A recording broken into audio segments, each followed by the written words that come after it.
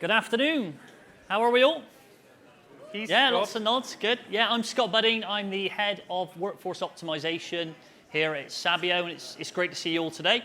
I'm Don Macdonald. I'm an interactions consultant with Sabio, and we're here to talk to you about CX analytics. We are, and we really want to talk about how we can make sense out of the chaos, really bring some order to the chaos that we see day in, day out within the contact center today. So, I'm just going to start off by helping perhaps to bring this to life a little bit by giving you something sort of visual to look at. And here it is. We have 250 yellow dots behind me here, each one of these representing one of the interactions that's coming into your contact center today. And that could be coming through any channel, whether that be voice, email, social media, whatever it may be, 250 contact center interactions.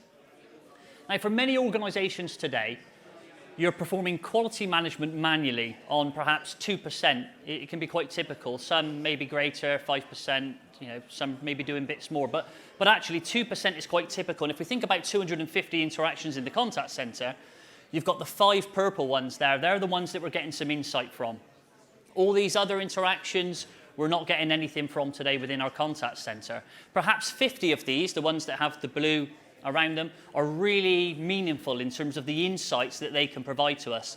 The 4th one that just appeared there, we're doing something perfect, something's being done great. And that's being captured through that manual quality management that we're performing. And that's terrific. But what about all these other insights? What about everything else that's coming from these interactions, which today are really missed opportunities in the contact center? So it can tell us really a lot about, perhaps, what's preventing first contact resolution from being higher than it is today? Or perhaps how well we're able to support vulnerable customers. Perhaps we want to understand more what works well when it comes to customer retention, cross-selling, upselling, compliance. Those insights are available to us. We just need to surface the data. Cool, yeah. So I just want to look at a couple of screenshots here. On the left-hand side, within the application, what we've done is we've created a dissatisfaction category. It's a bucket, all the dissatisfied customer calls or interactions, any kind of interaction, they're all dropping in there. And without any effort, what we can see immediately is that the delta between a standard call and a call where someone's dissatisfied is double the amount of time. We're getting that insight straight away. That doesn't tell us how to fix it, but it gives us that information.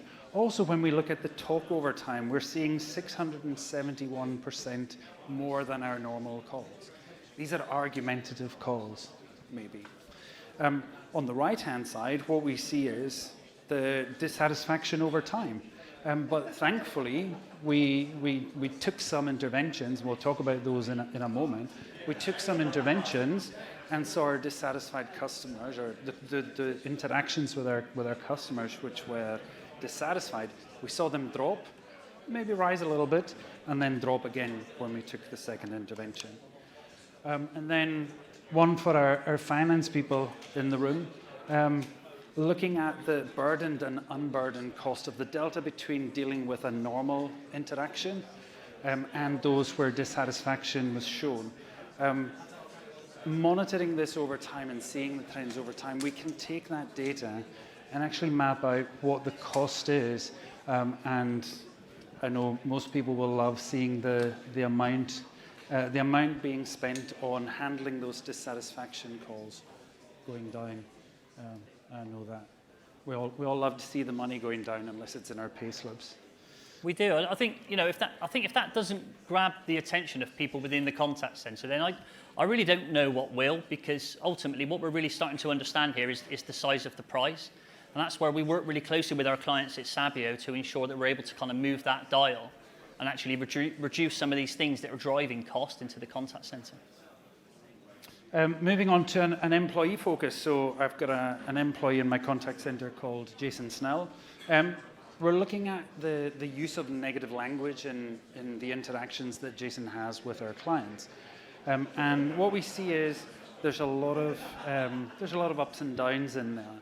But what the system is allowing us to do, so just pulling this information out of speech analytics, putting it into a performance management scorecard, is that we can see up towards the end of February, things actually started getting a little bit worse for Jason. And what we might want to do at that point is intervene. We want to make sure that he's okay.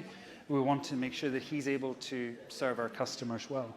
So what we can do is we can have the system automatically generate, based on his performance versus the KPI goal, and have the system just generate a coaching session where he'll then go, sit with his supervisor, look at the reasons why he's delivering negative messaging to customers, and look at improving that. And finally, from an advisor perspective, and from a quality evaluation perspective, what we see here is an evaluation that's been completed entirely using the speech analytics data. The interaction analytics data has answered these 3 questions. These are 3 very typical questions that you might find at the beginning of an evaluation form. You know, was the correct greeting used? Good morning, good afternoon, good evening. Were validation actions taken? Did the advisor follow the right DPA or GDPR regulations? And was assistance offered? This might be one of Jason's calls because the first 2 questions were answered no, and the third one was answered yes. And it's not just these fully automated evaluation forms. We can also have partially completed. So these 3 questions could make up part of a larger form where your evaluation coaches don't actually have to bother answering those first 3 questions because the system's done it already. They can spend time focusing on the more in-depth questions that analytics at the moment just cannot answer. Okay, so we're going to move on now to just talking a little bit about how we can actually start to understand some of the insights that are being provided to us from an analytics platform. And the first point is a really key one. So I'm sure we've got people here today who are familiar with the forum. Is everybody familiar with the forum? Previously the PPF? Yeah, a few people nodding. So I was privileged actually to be asked to be doing some judging for them as part of this year's awards for insights. The one thing that the analytics teams had in common, or that the organizations had in common that were finalists for these awards, was that they had dedicated resources. And Don, I know that's something that you feel is really important when you're speaking to clients, right? 100%. So I've been speaking to a lot of people today, and that's one of the key points that I need to always get across when people are looking to start any kind of interaction analytics stages, is that the resource that's going to be looking after analytics needs to be dedicated, but also needs to be empowered and protected, because what will often happen when we're, and it goes to the second point here, letting the data lead the way, and Scott, you had a great analogy yesterday. You go out into the garden and you pick up a slab. What you find under there might not be what you want to see, and that's what happens when you start looking into the data. You're going to have preconceptions around what that data is going to contain, and it might not be what you want to hear, and you need to be brave and just allow the data to tell you that story. But you need to have powerful leadership that can help to push that story out and affect the change that needs to happen within the operation. But yeah. we both like that last point. Not to boil the ocean, absolutely. So again, it's really important that if you do enter into the world of interaction analytics, that you really think to start small, and that's what we mean by don't boil the ocean. So actually, there's a lot to be said for having that kind of laser focus, achieving success before you move on to the second. And actually, one of those finalists in the forum awards for insight, what really sort of shone through for me was just how good they were at doing that. So they would really focus on what they want to achieve with analytics, celebrate the success, demonstrate the ROI, and ultimately that would then help fund future analytics projects. I just want to take a second because I missed the third point. So taking time to understand the insight. We'll look at some examples in a couple of moments, but one of the key things is that these changes are not going to happen overnight. It takes some time to transcribe enough data for you to actually get the insights. But then you also have to take the steps to make the operational changes, and that could be, implementing extra training. It could be changing processes. It could be a combination of the two. So maybe you've got website changes to make because there's some kind of confusion generating calls into the contact center, contacts into the contact center. These are not things that happen overnight. You need to let the phases of any kind of analytics project run. I just wanted to come back to that point. Okay, so this is a good one, and hopefully a little bit of comedy in the slide here. So if you are now starting to fall asleep and thinking, this guy with the farmer accent, man, he's sending me to sleep. But hopefully this will wake you up a little bit. So we've got a bit of comedy here behind me. But you know, on a serious note, this is actually a real problem for many organizations today. So how many of us have gone through this ourselves, going through layer after layer after layer of a really kind of complex IVR, only to be told you need to be transferred somewhere else. Or even worse, you need to call back in on this number. They'll be able to help you. So frustrating, you know, and it's a real problem. And I think, you know, analytics can really help with this because it can help understand just how often this is happening. How often are we causing your customers to have to put more effort into dealing with us than they really should be doing? Yeah, so really key. So some things that we can look for when we're running any interaction analytics is what are our processes doing to our customers? Are they being made cranky because our processes are driving them that way? Are our self-service systems causing pain for us and our customers? So the next 2 points are kind of similar. I see them almost in the same boat. But when I go to my internet banking on my mobile and when I go on my laptop or when I call them up, is the service consistent across all three of those channels? And does that bother me? Are we getting messaging from our clients through the methods that they're choosing to interact with us? That there's something that is causing some friction there. And how does this affect our bottom line? We're not just talking financially here. We're talking about customer sentiment. Speaking to someone earlier on who was saying that you know, they had been in touch with an organization, service wasn't great, they jumped off, they told their friends, you know, that original company may have just lost 5 people because the customer sentiment wasn't there. So what does how does that impact on our bottom line?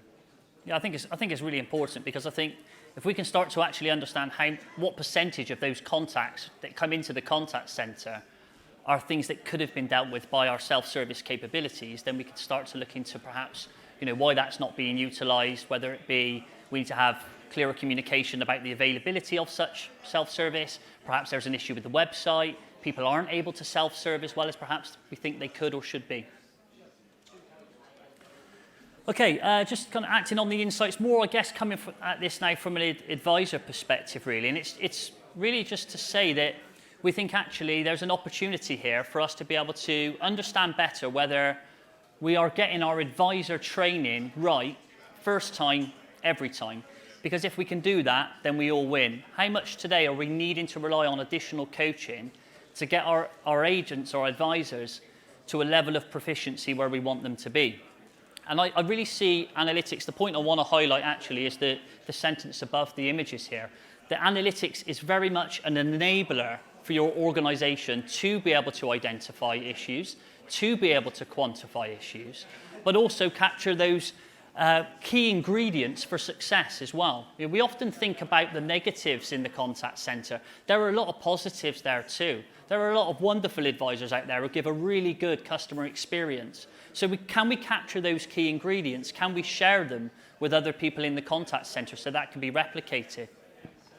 Yeah, it is all about looking after the people that look after our customers. Yeah, the consistency with behavior as well. So that's very difficult to do today with manual quality management. How can we really understand how consistent our advisors' behaviors are if we're judging them based on 4-5 interactions per agent per month across different channels? Going back to those kind of initial slides, if you think about that, if we can start to understand our advisors' behaviors across 100% of interactions across all channels, then that's when we really start to understand that.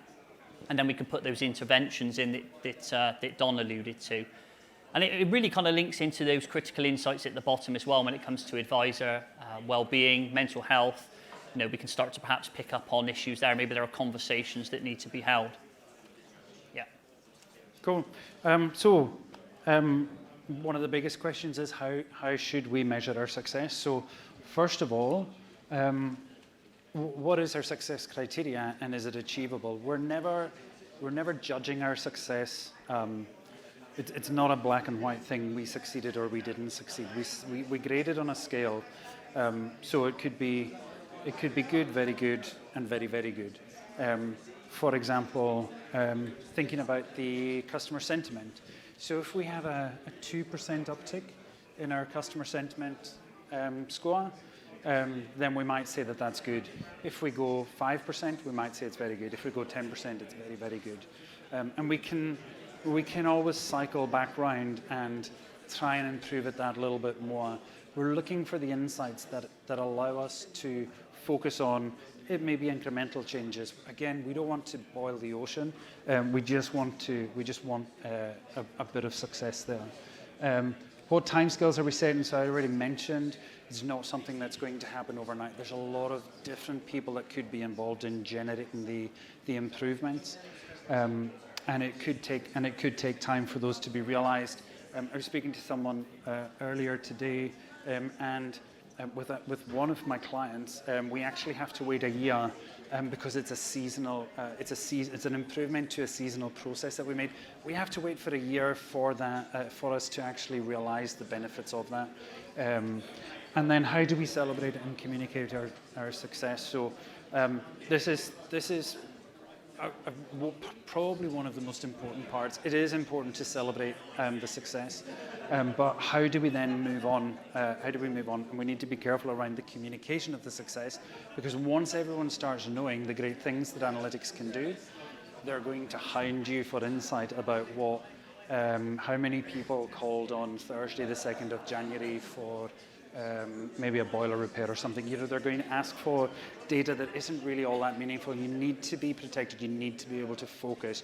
You need to have that effective firewall from senior leadership so that you don't get these ad hoc requests coming in for data that's not really going to give you any benefit. Yeah. Okay. And does anybody recognise? Yeah, this gentleman knows the show. You're a fan? Yeah, I believe it's The West Wing. I'm actually not a fan. Don's a huge fan, so Don had to educate me as to who this was exactly. But I believe the classic line from Jed Bartlett, "What's next?" And that's absolutely how we should be thinking when it comes to analytics, because it is about celebrating the success, as Don's just mentioned, but we should be looking to drive continuous improvement. Ultimately, we don't stop analysing the data, and we look to continue to remove friction from our processes and find ways to improve the experience both for our agents and for our customers. Yeah, absolutely. Yeah, I can't believe that he's never watched The West Wing.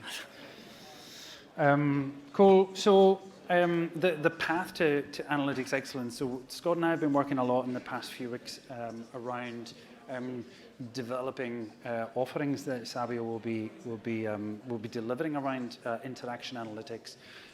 But essentially, what we want to see when we're deploying any kind of interaction analytics is dedicated resources that are protected by gatekeepers. Gatekeepers or firewalls, depends how aggro you want to get with the language, but these people really do need to be protected and supported and empowered. They need to be allowed to have that laser focus. They have to be allowed to focus deep and narrow on what is actually going to give you the most benefit out of the data. Needs to be supported by solid, documented processes that everybody in the operation understands. And finally, we need the operation to actually be engaged in the process as well. Without that engagement and without the senior leadership driving forward the change, analytics won't be as good as it could be. Sure, and be brave.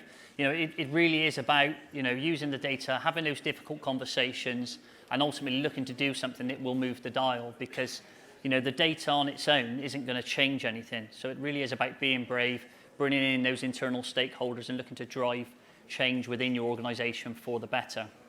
And that really just summarises kind of analytics excellence. But myself and Don are around today. If you want to come and see us, please do. We'd love to talk more to you about this. We're floating around. We'll be around the Verint stand here where we can demo analytics. If you're interested in seeing the platform, you can come and find us also by Jim Fleming's stand over here, which is data and insights. We can also show you things like workforce management, voice of the customer, which also offer obviously fantastic insights and really good analytics to understand better how well we're interacting with our customers today. But thank you very much for your time. Thanks very much.